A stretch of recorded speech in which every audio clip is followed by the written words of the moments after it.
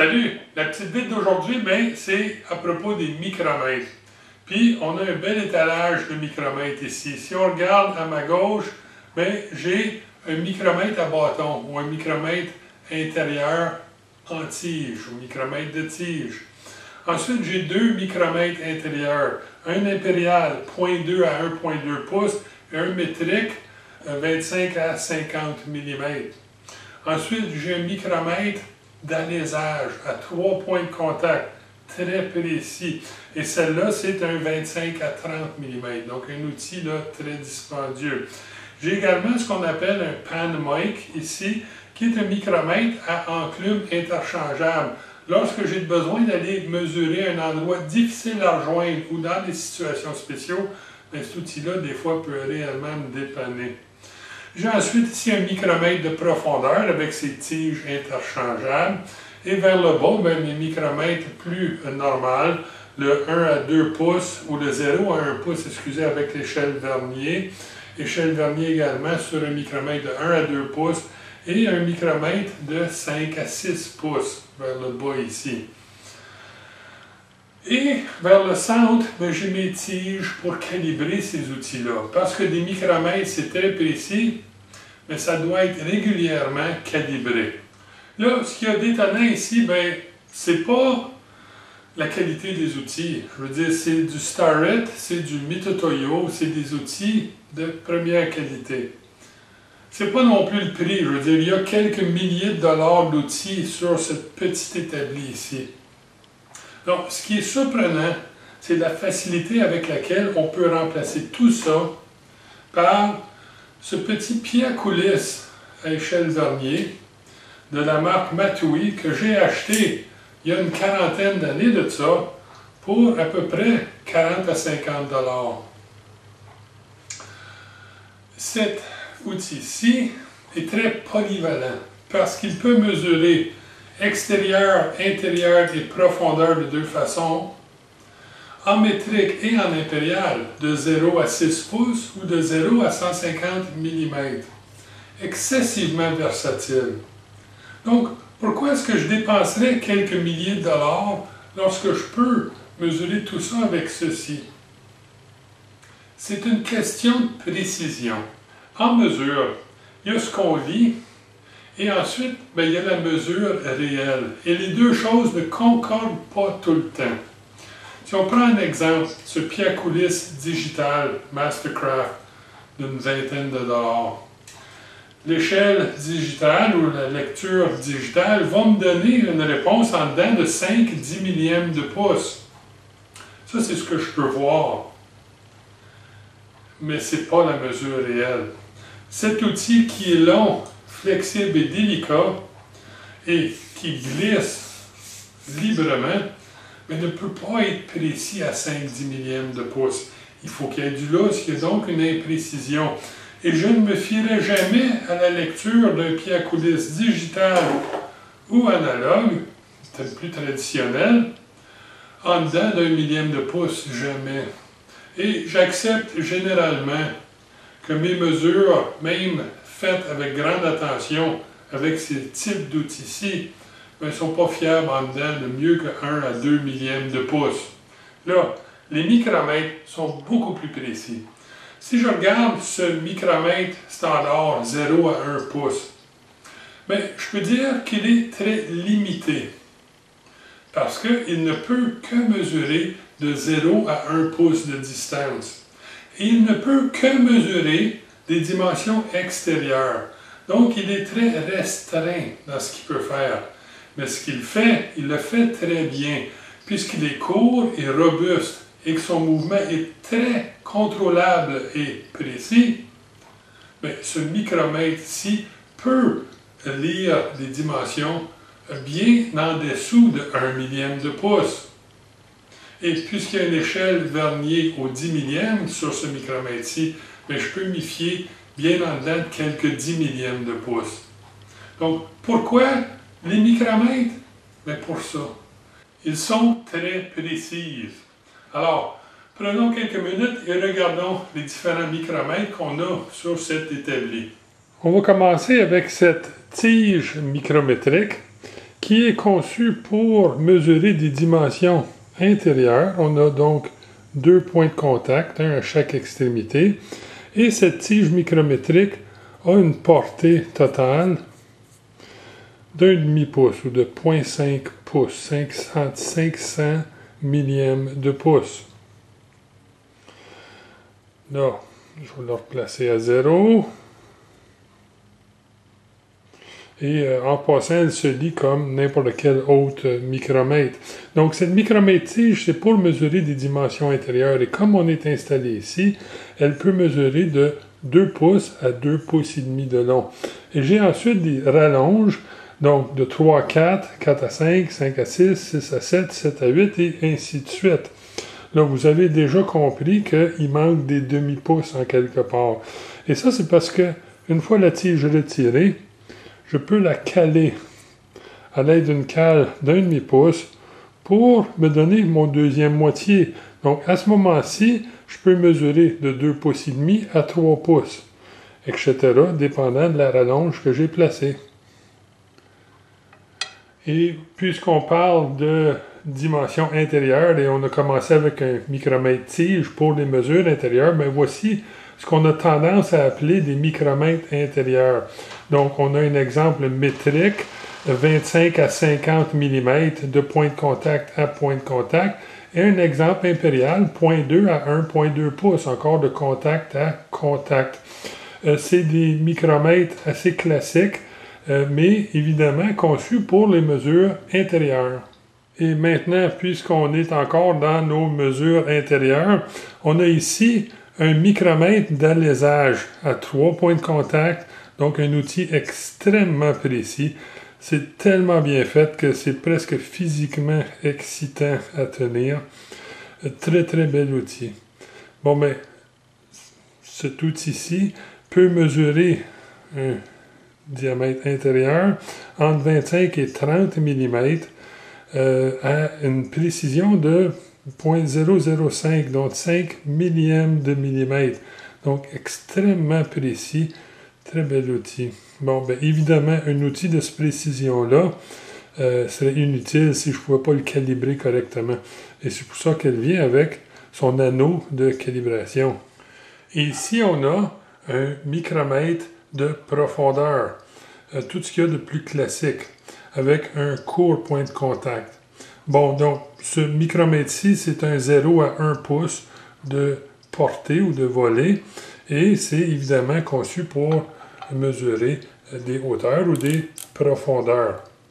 Et c'est pas plus compliqué que ça. Par contre, ce modèle-ci est configuré pour 0 à 1 pouce, mais en changeant la tige de mesure, je peux changer pour un 1 à 2 pouces ou éventuellement un 2 à 3 pouces avec un seul et même outil. Donc, très pratique. Et ici, on a ce que j'appelle un Panamic. Panamic en anglais, mais je le dis en français également. Et c'est un micromètre qui a comme principale différence des enclumes interchangeables. Et on voit, on peut avoir des arrondis, pointus, diamètres différents, même à large surface pour des matières plus molles. Donc, très pratique à avoir. Mais ce qui est vraiment intéressant, c'est lorsque j'ai des enclumes amincis pour aller à l'intérieur de rainures, par exemple, et que j'ajuste le micromètre, bien, on voit que le bout de l'enclume ne tourne pas. Il reste fixe. Donc, une fois aligné avec la rainure, je peux tourner et maintenir l'alignement voulu. Très pratique. Et voici un regroupement de quelques micromètres. Donc, un standard et 3 micromètres avec échelle vernier. J'ai donc un micromètre 0 à 1 pouce avec échelle vernier, un 0 à 25 mm encore avec échelle vernier, un 5 à 6 pouces ici avec échelle vernier et un 2 à 3 pouces standard.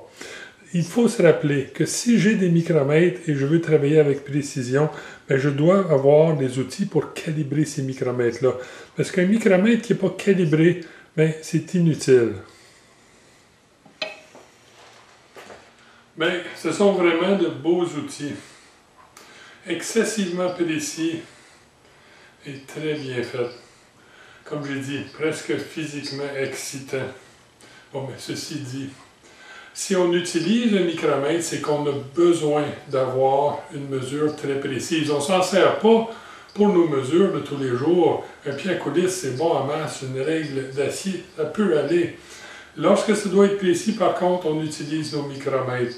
Et si on utilise le micromètre, c'est qu'on veut que ça soit précis.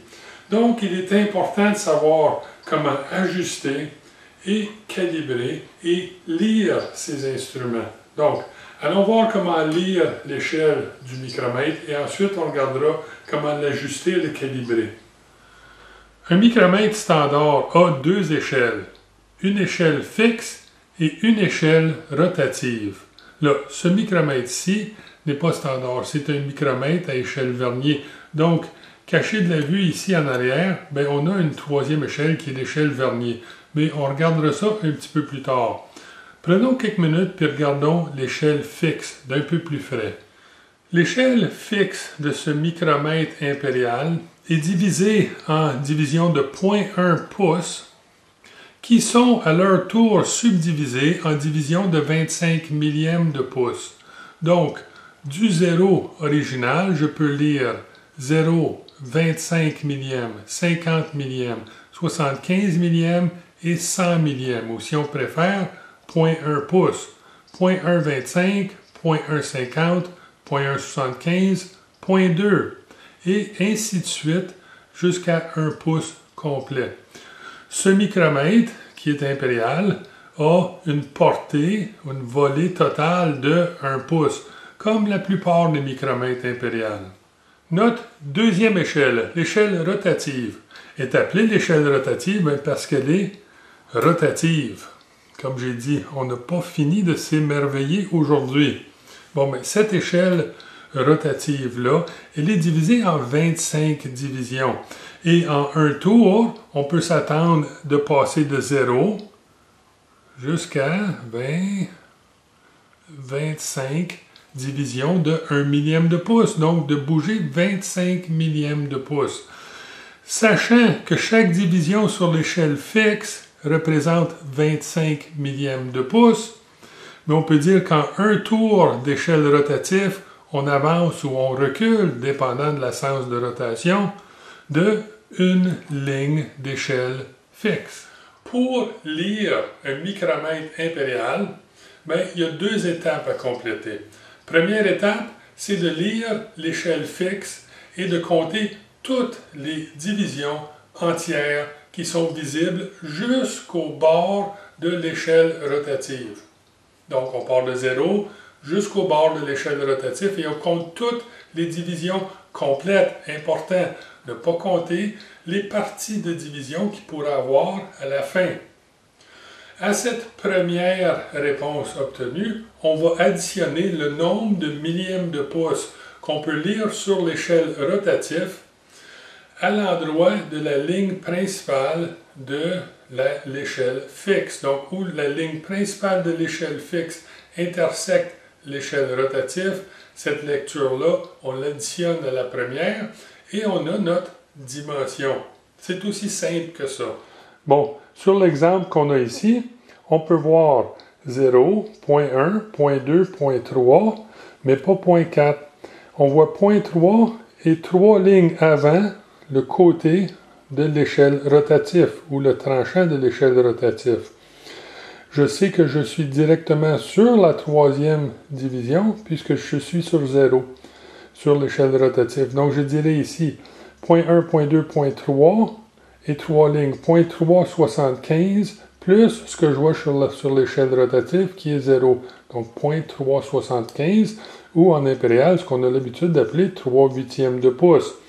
Si par contre je reculais d'une ligne sur l'échelle rotative, mais je suis maintenant une division avant 3,75, 0.375, donc je suis à 0.3 plus 2 divisions, 0.350, plus ce que je lis sur l'échelle rotative, 0.350 plus 0.24, de 24 millièmes de pouce, excusez, donc 0.374. Et si j'allais une ligne passer le 0, mais ici j'aurais 0.375 plus 1, 0.376. Si on regarde ici, j'allais au 5, mais j'aurais 3,80, 3,90, 3,85, excusez, 3,90, 3,95, et finalement, quand le 0 revient en place, j'aurai 0,4 pouces. C'est aussi simple que ça. Mais c'est bien beau, si on travaille au millième de pouce, ça va aller. Par contre, si on avait une mesure, quelque chose du genre comme... quelque chose comme ça, où notre ligne témoin sur l'échelle fixe tombe entre deux lignes sur l'échelle rotative. Mais ça peut nous causer problème.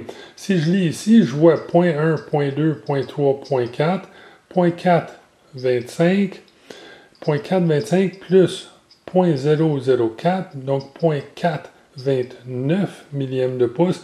Mais je vois clairement qu'il manque un petit quelque chose. Je ne suis pas encore au 5, mais je suis clairement passé le 4.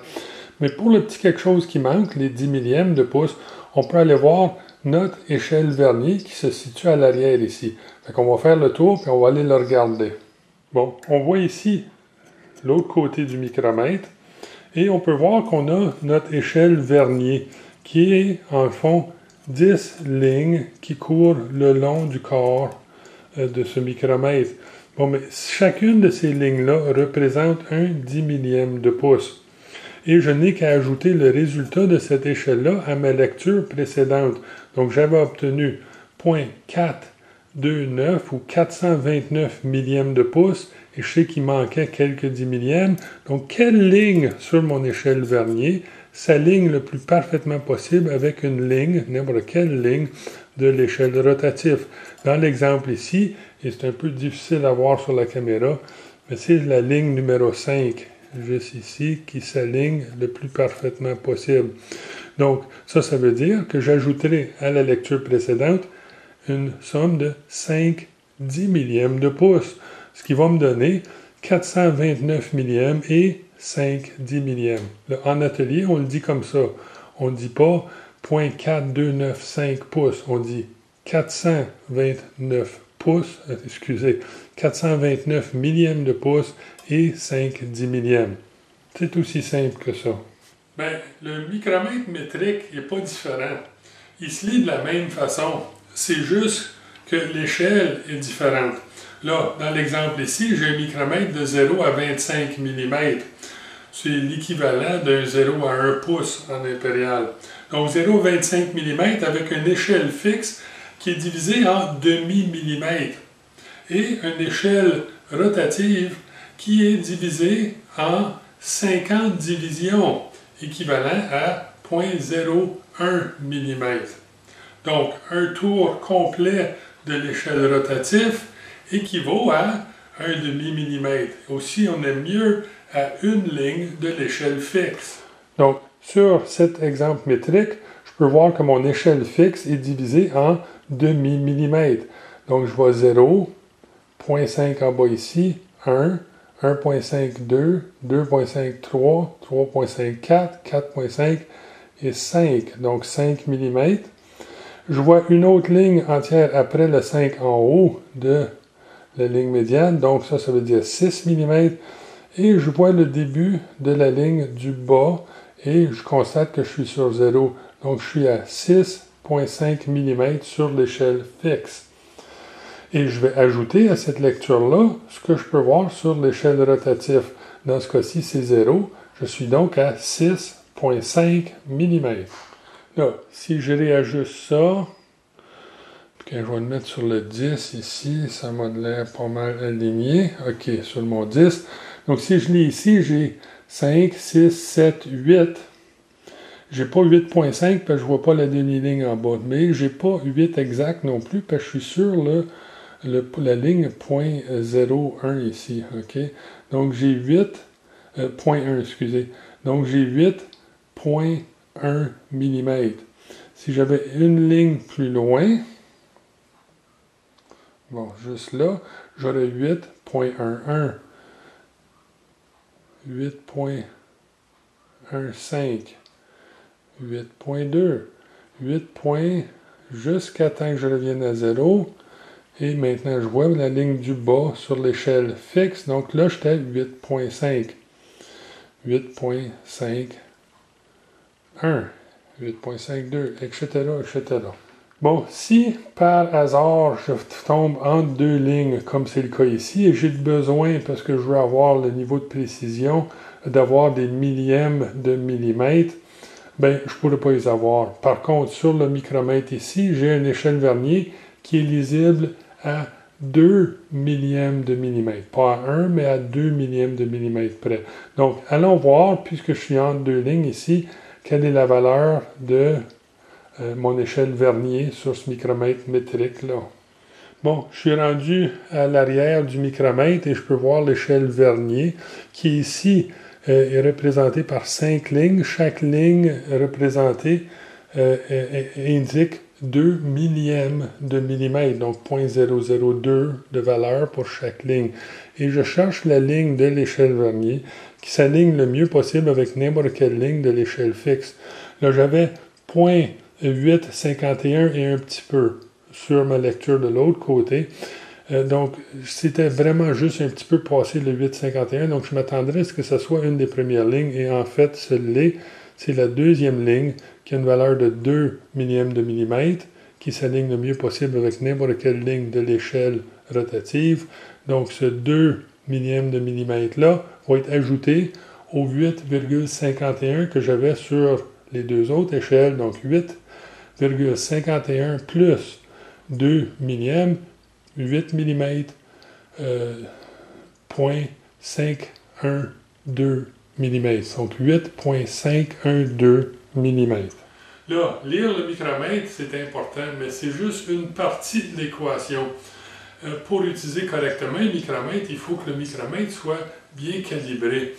Pas juste calibré n'importe comment, mais calibré pour vous. Chaque utilisateur va calibrer différemment son outil.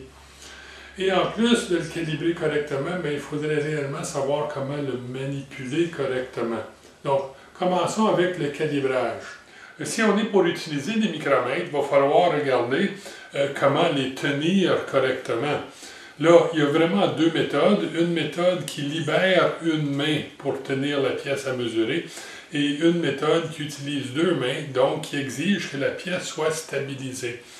Et voici comment on tient le micromètre à une main. Regardons ça d'un peu plus proche.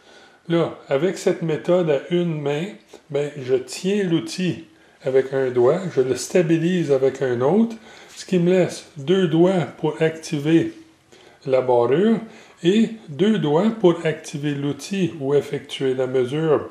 Cette technique-ci, elle libère mon autre main pour que je puisse tenir la pièce pour ma mesure. Évidemment, cette méthode-ci s'applique lorsque je veux mesurer des petites pièces. La méthode à deux mains est utilisée lorsque j'ai une pièce qui est stable. Là, quand j'utilise deux mains, ça me permet d'utiliser l'avance à rochet. Là, une chose qui est importante de se rappeler avec ces outils de mesure, c'est que c'est des micromètres. Ce n'est pas des serres en C. Ce n'est pas fait pour tenir avec force, c'est fait pour être appliqué légèrement sur la pièce et en s'assurant qu'on ait un bon contact. Donc ça, c'est très important également que chaque fois qu'on utilise l'outil, qu'on applique la même force. Là, quand vous étiez des petits gars, je parle évidemment aux garçons ici, votre mère vous a probablement dit « branle-les un petit peu à la fin pour avoir la dernière goutte ». Bon, ici, on va le branler aussi, mais on va le branler pour s'assurer qu'on a un bon contact. Puis on va le branler avant la fin. Donc, on va venir en contact, appliquer notre légère pression, la pression que je suis habitué d'appliquer, et branler juste un peu. Ensuite, glisser latéralement, juste légèrement. Si je peux à peine glisser l'outil sans avoir de lousse avec ma pression, j'ai un bon contact. Et je peux voir ici que mon bloc 1, 2, 3, il mesure 1 millième au-dessus de 1 pouce. Donc, pas exactement la dimension voulue. Bon, là, on connaît la règle du brassage et glissage. Mais faites attention, parce que le brassage à la fin, comme je disais tantôt, ça peut devenir un problème. Parce que j'ai entendu que si on brassait trop mais ça pouvait affecter notre vision. Mais ça, c'est une autre histoire. Par contre, il y avait 3 parties à l'équation. On a regardé comment mesurer et lire, on a regardé comment manipuler, et maintenant, 3e partie, c'est regarder comment calibrer. Fait qu'allons voir ça. Là, 3 choses sont ajustables sur mon micromètre. Et la première, c'est la tension avec laquelle je peux tourner le barillet du micromètre. Là, ce barillet-ci est très lousse. Donc, pour l'ajuster, je vais reculer le barillet pour exposer l'écrou d'ajustement de tension.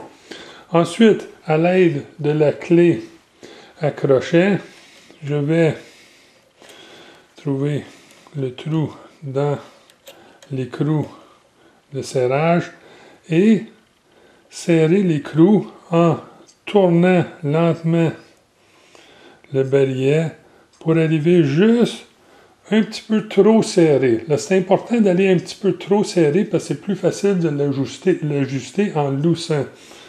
Donc, une fois un petit peu trop serré, je vais revenir là et lousser à peine en tournant jusque voilà, c'est tout ce que j'avais besoin. Ça, c'est la sensation que j'aime pour mes micromètres. C'est un ajustement qui est très personnel, on l'ajuste comme on l'aime. Là, pour ajuster l'échelle sur le micromètre ici, je vais utiliser une cale quelconque, et dans ce cas-ci, je vais utiliser une cale 20 mm.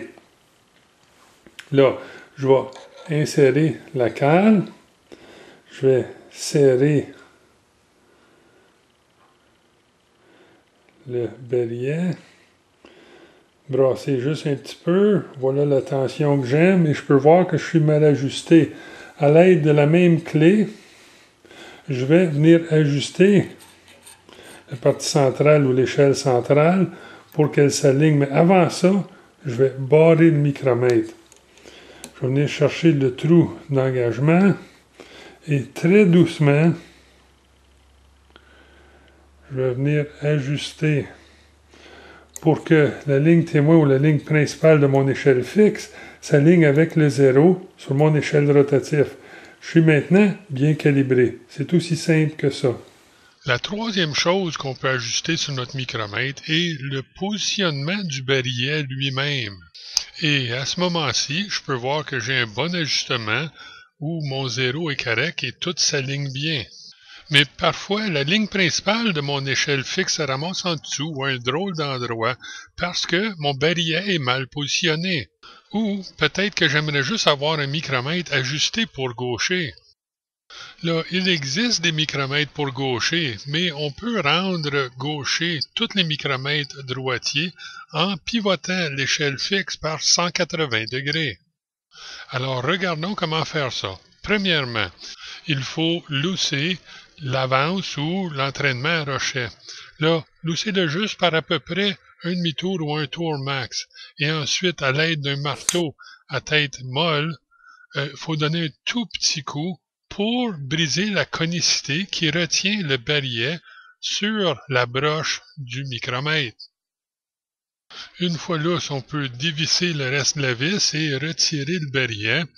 Et on peut ensuite, à l'aide de notre clé à crochet, pivoter l'échelle principale par 180 degrés pour qu'elle soit située de l'autre côté du micromètre. Donc, je vois mon échelle principale est bien alignée sur l'autre côté. Maintenant, je peux reprendre mon barillet et le repositionner pour que le 0 du barillet s'aligne avec la ligne principale de l'échelle fixe. Je peux maintenant réinstaller l'entraînement à rochet et en faisant attention de bien tenir le barillet et pas le micromètre, lui donner un petit serrage final. Bon, je peux maintenant vérifier en débarrant pour voir que oui, j'ai bel et bien un micromètre aligné pour gaucher. Là, mes chiffres sont à l'envers, mais ils se lisent quand même de la même façon. 24 demeure 24, 0 reste 0 et 1 reste 1. C'est juste qu'ils sont indiqués à l'envers, mais ils se lisent de la même façon. Bon, mais je vais vous mettre en garde parce que d'enlever le barillet du micromètre comme on vient de faire, c'est pas toujours aussi évident que ça. Il peut arriver que l'entraînement à rochet soit très difficile à enlever. Et ils sont très délicats et faciles à endommager. Donc, il faut faire très attention. Si vous n'êtes pas certain de comment enlever l'avance au rachet, bien évidemment, allez voir le concessionnaire ou votre fournisseur qui va vous aider pour pouvoir l'enlever et ajuster votre micromètre. Bon, mais ceci étant dit, ça, c'était Micromètre 101. J'espère que vous avez aimé ça. Et à tout le monde, bon usinage!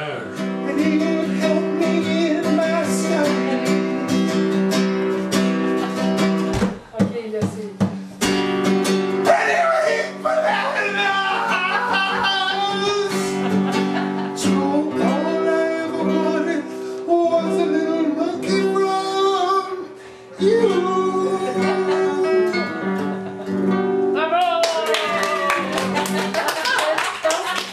There you go!